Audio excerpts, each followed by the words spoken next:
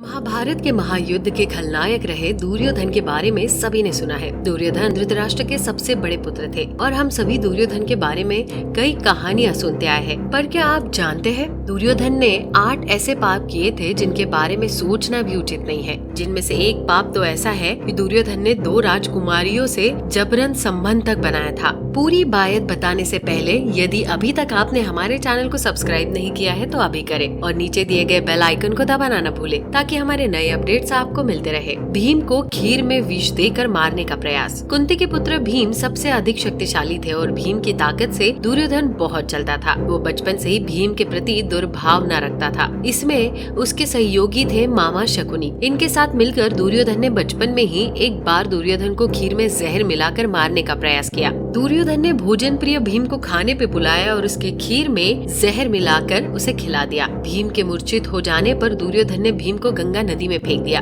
लेकिन किस्मत से भीम नाग लोक में पहुंच गए और नागों के काटने से विष उतर गया। नागराज ने भीम को बताया कि वो उनके नाना लगेंगे और उन्होंने भीम को 10 हाथियों का बल प्रदान किया। छल से पांडवों का राज्य छीनना। शकुनी के पाशे से दुर्योधन ने युधिष्ठिर के संग जुआ खेला। पाशे को भगवान शिव का वरदान था कि वो जब भी इस पाशे से खेलेगा उसकी जीत होगी। दुर्योधन ने इस तरह छल से पांडवों को जुए में हराकर उनका राज्य हड़प लिया। द्रौपदी की मर्यादा का हनन। जुए में हार जाने के बाद दुर्योधन ने द्रौपदी को सभा के बीच बुलवा लिया और निर्वस्त्र करने का आदेश दिया। साथ ही जंधा पीटकर उस पर बैठने के लिए बोला। यहाँ दुर्योधन ने मर्यादा और आचार विचार का पूरी तरह खंडन किया और नीचता का प्रदर्शन किया। इसी भ्रष्ट आचरण के कारण भीम में दुर्योधन की जंधा तोड़ने का प्रण लिया और महाभारत युद्ध में वचन को पूरा किया। पांडवों को अग्नि में भस्म करने का प्रयास। चचेरे भाई होने के बावजूद दुर्योधन पांडवों से इतनी नफरत करता था कि एक बार उसने पांडवों को मारने के लिए लाक्षागृह बनाकर जिंदा जलाने की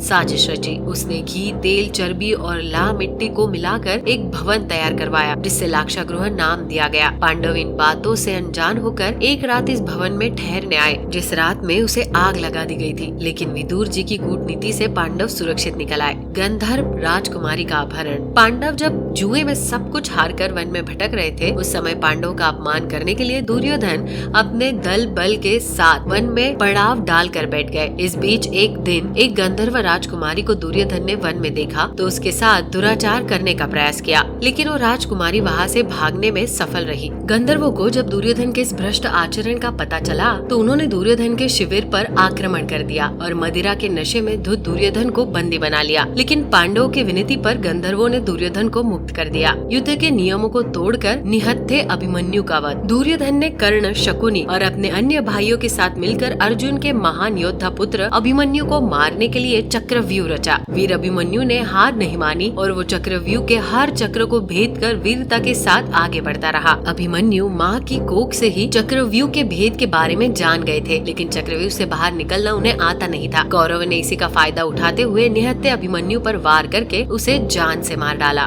भानुमति से जबरन विवाह। एक बार कंबोज के राजा चंद्रवर्मा की पुत्री भानुमति के स्वयंवर का आयोजन हुआ। सभी प्रदेशों के राजकुमार वहाँ आए। दुर्योधन भी कर्ण के साथ वहाँ पहुँचा था। भानुमति के सौंदर्य को देखकर दुर्योधन मन ही मन उन्हें हासिल करने की ठान लिया था, लेकिन वरमाला डालने की बारी आई तो भानुमति दुर्योधन को छोड़कर आगे बढ़ गई। दुर्योधन से ये बर्दाश्त नहीं हुआ और उसने सभी को डरा धमका कर जबरन वरमाला अपने गले में डलवा ली और कर्ण की सहायता से सभी विरोधी राजाओं को परास्त कर बलपूर्वक भानुमति से विवाह कर लिया। कलिंग के राजा की पुत्री से बलपूर्वक विवाह। भानुमति की तरह ही कलिंग के राजकुमारी के साथ भी दुर्योधन ने बलपूर्वक विवाह किया। दुर्योधन सभी के बीच से राजकुमारी को उठाकर अपने रथ पर ले गया और कर्ण की सहायता से राजकुमारी का अपहरण करके जबरन विवाह कर लिया। तो दर्शकों, कैसी लगी आपको ये पूरी कथा हमें कमेंट सेक्शन में जरूर बताइएगा। साथ ही यदि आपको ये वीडियो पसंद आई हो तो वीडियो को लाइक कर चैनल को सब्सक्राइब जरूर कर दे। वीडियो में अंत तक बने रहने के लिए आपका धन्यवाद।